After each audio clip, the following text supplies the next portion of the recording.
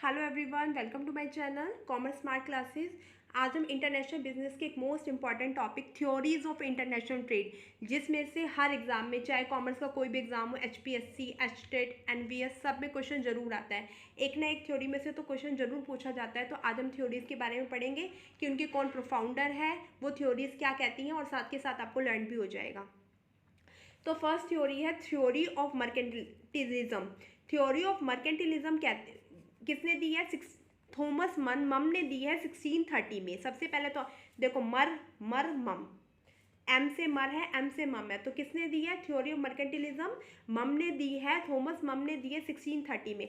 आपको क्या टिक करना तो आता है, तो मेनली आप मर से मम लर्न कर लेना, ठीक है। अच्छा, मर्केंटिलिज्म क्या कहता है कि प्रॉफिट पे विश्वास करो। प्रॉफिट, सब आपको बस प्रॉफिट होना चाहिए, चाहे वो प्रॉफिट कैसे भी हो। आप ट्रेडिंग कर रहे हैं और प्रॉफिट ज़्यादा से कब होगा? ज़्यादा प्रॉफिट तब हमारा ज़्यादा होगा इंटरनेशनल बिजनेस में जब एक्सपोर्ट ज़्यादा से ज़्यादा करोगे, इंपोर्ट कम करोगे। जब आप अपना मटेरियल बाहर ज़्यादा बेचोगे तो वहाँ पर आप अपना मटेरियल ज़्यादा रेट में बेचोगे। ऐसे तो नहीं है जो डोमेस्टिक कंट्री में बेच रहे हो वही बेचोगे, नहीं, रेट ज़्यादा रेट पे बेचोगे, तो इससे क्या होगा? प्रॉफिट होगा। तो वो कहते हैं कि एक्सपोर्ट ज़्यादा से ज़्यादा करो ताकि आपको क्या होगे? प्रॉफिट हो सके। And this theory is given by Thomas Mun in 1630। Okay, now second theory, theory of absolute advantage. Absolute, A से याद कर लो, ए से एडम, किसने दी है? एडम स्मिथ ने दी है। Absolute Adam, absolute Adam Smith, 1776 में ये थ्योरी दी गई है। अच्छा, इसमें एक इंपॉर्टेंट क्वेश्चन है, एचपीएससी में आया हुआ है कि एडम स्मिथ की बुक का नाम क्या है। तो एडम स्मिथ ने एक बुक ली थी, वेरी वेरी इंपॉर्टेंट, स्टार लगा लो इस क्वेश्चन को, क्योंकि एचपीएससी में आजकल बेटा बहुत डीप क्वेश्चन आते हैं, कोई भी बुक वगैरह भी पूछ सकते हैं। तो आप इस बुक को अपने नोट डाउन कर लो। And inquiry into the nature and causes of the wealth of the nation, this book is published by the Adam Smith. Adam Smith क्या कहता है? एडम स्मिथ कहता है कि आप वही प्रोडक्ट को प्रोड्यूस करो जिसमें आपकी ग्रेट इफ़िशेंसी है। आप वही प्रोडक्ट बनाओ जिसको आप अच्छे तरह से बना सकते हो, अच्छी तरह से प्रोड्यूस कर सकते हो, और आपके पास सारी फैसिलिटी हो उसको बनाने के लिए, ठीक है, ताकि आप ग्रेट एडवांटेज उसको ले सके। वो कहता है कि ग्रेट एडवांटेज लेने के लिए हमें अपनी एफिशिएंसी के लिए अकॉर्डिंग ही प्रोडक्ट को बनाना चाहिए जिसमें आप फुल पोटेंशियल हो। अब इसका एग्जांपल देखो, मैं आपको एक ट्रिक से समझाती हूँ। एब्सोल्यूट के लिए, एब्सोल्यूट कहते हैं ना, आपने मेरे से ये क्वेश्चन पूछा, मैंने उसको आंसर बताया एब्सोल्यूट राइट। एब्सोल्यूट राइट कब होंगी मैं? तब मेरे को उसके बारे में कंप्लीट नॉलेज होगी। एब्सोल्युटली राइट कब होंगे? जब मेरे को उसके बारे में कंप्लीट नॉलेज होगी। जस्ट लाइक एन एग्जांपल, मैं कॉमर्स की टीचर हूँ, ठीक है, मैं आपको कॉमर्स टीच करती हूँ। आप मुझसे कॉमर्स के बारे में कुछ पूछेंगे तो मैं आपको कॉमर्स के बारे में अच्छे से बता दूंगी, क्योंकि मुझे कॉमर्स की नॉलेज है, मेरे अंदर पोटेंशियलिटी है कि मैं उसको आपको एक्सप्लेन कर सकती हूँ। बट अगर मैं साइंस के, मान लो मैं साइंस पढ़ाने लग जाऊँ और आप मेरे से पूछने लगे एड्रिनल ग्लैंड क्या होता है, एपिडर्मिस टिश्यू क्या होता है, जब मुझे ग्लैंड और टिश्यू में डिफरेंस ही नहीं पता तो मैं क्या एक्सप्लेन करूँगी? मेरा फुल पोटेंशियल नहीं है तो मेरे को कोई प्रॉफिट मिलेगा? कोई मुझसे पढ़ेगा? अगर मैं पढ़ाना चाहूँगी कोई मुझसे पढ़ेगा? नहीं पढ़ेगा। बट अगर मैं आपको एब्सोल्युटली उसका आंसर राइट दूंगी, आपको इंटरेस्ट आएगा, आप पढ़ेंगे, तो आप भी सोचेंगे कि हाँ मुझे तो, हमें अगर किसी भी चीज़ का प्रॉफिट लेना है तो हमें उसी चीज़ में अपना पैर पसारना चाहिए, उसी लाइन में जिसमें हम फुल पोटेंशियल हो, जिसमें हमें हमारी इफ़िशेंसी हो कि हम ये चीज़ कर सकते हैं। तो एब्सोल्यूट से याद करना, absolute equal to great efficiency या फुल पोटेंशियल। अब फुल पोटेंशियल कब होंगे, एब्सोल्यूट राइट कब होंगे? जब आपकी उसमें क्या होगी?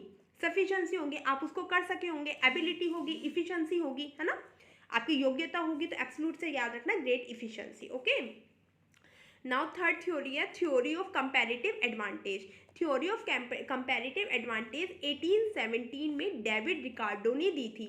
सी डी, सी के बाद क्या आता है? डी, कंपैरेटिव डेविड रिकार्डो, सी के बाद क्या आता है? डी आता है। तो कंपैरेटिव थ्योरी दी है डेविड रिकार्डो ने। ये कहते हैं कि उन प्रोडक्ट को प्रोड्यूस करो जिनकी मार्केट में ज़्यादा डिमांड है।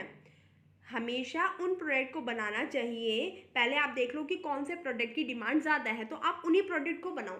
आप देखो, आप मान लो अब मैगी है तो वेजिटेबल नूडल्स की ज़्यादा डिमांड है ना, वेजिटेबल्स नूडल्स की ज़्यादा डिमांड है।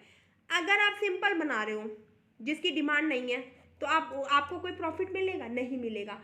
तो सिर्फ आप वही प्रोडक्ट बनाओ जिसकी ज़्यादा डिमांड है, ताकि आप क्या कर सको? कंपैरिजन कर सको। कंपैरिजन कब होएगा? जब आपका प्रोडक्ट अच्छा होगा, है ना। तो कंपैरिजन करने के लिए हमें वही प्रोडक्ट बनाना चाहिए जिसमें हमारी फुल पोटेंशियल हो, जिसकी ज़्यादा डिमांड हो। ओके, सी से डी याद कर लो। अब 3 थ्योरी हमने पढ़ी है, वन बाय वन हमको रिवाइज कर लेते हैं। फर्स्ट हमने कौन सी पढ़ी थी? Theory of mercantilism. Theory of mercantilism किसने दी थी? थॉमस मम ने। थॉमस मम ने दी थी, और कब दी थी? ये 1630 के अंदर, ठीक है। एंड सेकंड पढ़ी थी एब्सोल्यूट। एब से क्या करवाई थी? एडम। एब्सोल्यूट थ्योरी एडम ने कही थी। एब्सोल्यूट कब होंगे? जब हमारी फुल पोटेंशियल होगी। थर्ड है कंपैरेटिव, सी के बाद क्या आता है? डी। तो कंपैरेटिव से याद करना David Ricardo. Getting my point. अब फोर्थ थ्योरी हम स्टडी करते हैं। फोर्थ थ्योरी कहता है theory of reciprocal demand. Theory of reciprocal demand जो दी है वो है जे.एस. मिल।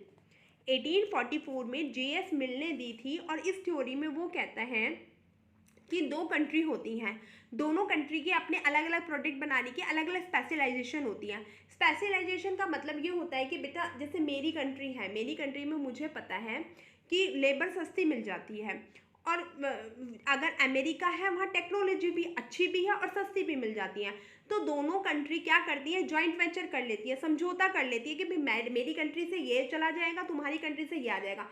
मिलकर वो एक प्रोडक्ट बनाती हैं जिसे हम इक्विलिब्रियम ट्रेड भी कहते हैं। इसमें एक्सपोर्ट है वो इंपोर्ट के बराबर होता है। मेरी कंट्री में जो जिस चीज़ की स्पेशलाइजेशन है मैं उसको एक्सपोर्ट कर दूंगी, और दूसरी कंट्री की जिस चीज़ की स्पेशलाइजेशन है वो मुझे इंपोर्ट कर देगी। तो दोनों कंट्री में एक्सपोर्ट इक्वल टू इंपोर्ट हो गया ना, just like zero sum game. Zero sum game के बराबर हो जाता है। ये जो थ्योरी है ये जीरो सम गेम के जैसी होती है कि जितना एक्सपोर्ट कर रहे हो उतना ही इंपोर्ट कर दो, तो नो प्रॉफिट नो लॉस। और मिलकर क्या करते हैं? जॉइंट वेंचर कर लेते हैं और एक प्रोडक्ट बन जाता है, इसलिए इसे इक्विलिब्रियम ट्रेड भी कहा जाता है, संतुलित व्यापार। इक्विलिब्रियम ट्रेड का मतलब याद कर लो, संतुलित व्यापार। संतुलित व्यापार हिंदी मीडियम वाले बच्चे स्टूडेंट के लिए, ठीक है। अच्छा, वो किसने दी थी? रेसिप्रोकल थ्योरी हमारी, रेसिप्रोकल डिमांड थ्योरी हमारी दी है किसने? जे.एस. मिल ने, ठीक है। नाउ फिफ्थ थ्योरी है फैक्टर एंडोमेंट थ्योरी। देखो फैक्टर एंडोमेंट थ्योरी के फर्स्ट ऑफ ऑल बहुत सारे नेम हैं। Factor proportion theory, Heckscher Ohlin theory, factor endowment theory, है ना। ये सबसे पहले देखो हेक्सल थ्योरी से तो आप लर्न करोगे हेक्सर एंड बर्टिन-ओलिन, ठीक है। और 1990 में दी गई थी। ये थ्योरी ये कहती है कि आपके पास जो चीज़ ज़्यादा है, जो फैक्टर ज़्यादा है, फैक्टर मीन्स लेबर और कैपिटल, आपके पास इन दोनों में से जो चीज़ भी ज़्यादा है ना, आप उस चीज़ को प्रेडिक्शन करो, उससे रिलेटेड प्रोडक्ट बनाओ आप, ठीक है। मान लो आपके पास यहाँ पर जैसे हमारे इंडिया में है, हमारे इंडिया में लेबर ज़्यादा मिल जाती है, यूपी बिहार इस साइड बहुत सारी लेबर होती है। तो हमें जो प्रोडक्ट बनाने हैं वो लेबर इंटेंसिव प्रोडक्ट बनाने होंगे। कौन से? Labour intensive product. अच्छा, और है ना, अब अमेरिका की बात आती है। अब अमेरिका में क्या ज़्यादा मिलती है? अमेरिका में मिलते हैं टेक्नोलॉजी अच्छी होती है, टेक्नोलॉजी भी अच्छी है, कैपिटल भी अच्छी है। तो उन्हें कौन से प्रोडक्ट बनाने होंगे? Capital intensive product. जिसके पास जो चीज़ ज़्यादा है, जिस चीज़ में प्राप्तता है, वो उसी चीज़ को प्रोडक्ट बनाओ जिस मतलब इफिशियंसी की बात करते हैं कि आपके पास फुल पोटेंशियल है, फुल इफिशियंसी, आप उसको बना सकते हैं। तो आपको वो ही प्रोडक्ट बनाना है जो आपके पास। फैक्टर से याद करना है, फैक्टर सिर्फ दो ही होते हैं। कौन कौन से फैक्टर होते हैं? लेबर और कैपिटल। और जो सा फैक्टर आपके पास ज़्यादा है वो ही प्रोडक्ट आप बनाओ।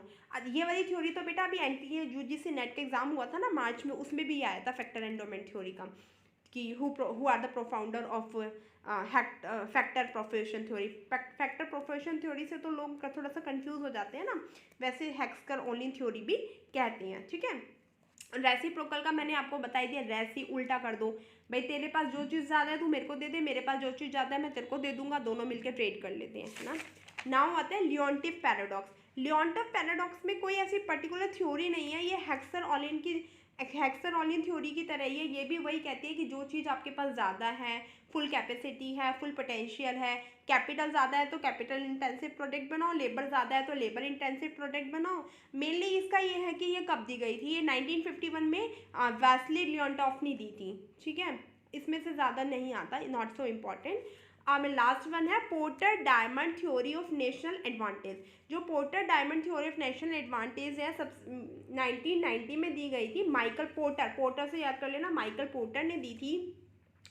माइकल पोर्टर कहते हैं कि ना तो ज़्यादा एक्सपोर्ट करो ना ही ज़्यादा इंपोर्ट करो, बैलेंस बना के रखो, क्योंकि ज़्यादा एक्सपोर्ट करोगे तो प्रॉफिट हो जाएगा, है ना, प्रॉफिट, और ज़्यादा इंपोर्ट करोगे तो आपको नुकसान होने की ज़रूरत। तो ना ही ज़्यादा एक्सपोर्ट करो ना ही ज़्यादा इंपोर्ट करो, कंपैरेटिव अपने नेशन को भी ध्यान में रखो। आप मान लो हम ज़्यादा एक्सपोर्ट करेंगे, हम अपनी कंट्री की तरफ ध्यान नहीं देंगे, हम सोचेंगे विदेश में से ज़्यादा पैसा आ रहा है, हम अपने प्रोडक्ट को फॉरेन में ही सेल करेंगे, तो हमारी कंट्री में क्या होगा, हमारी कंट्री में तो वो चीज़ कमी हो जाएगी।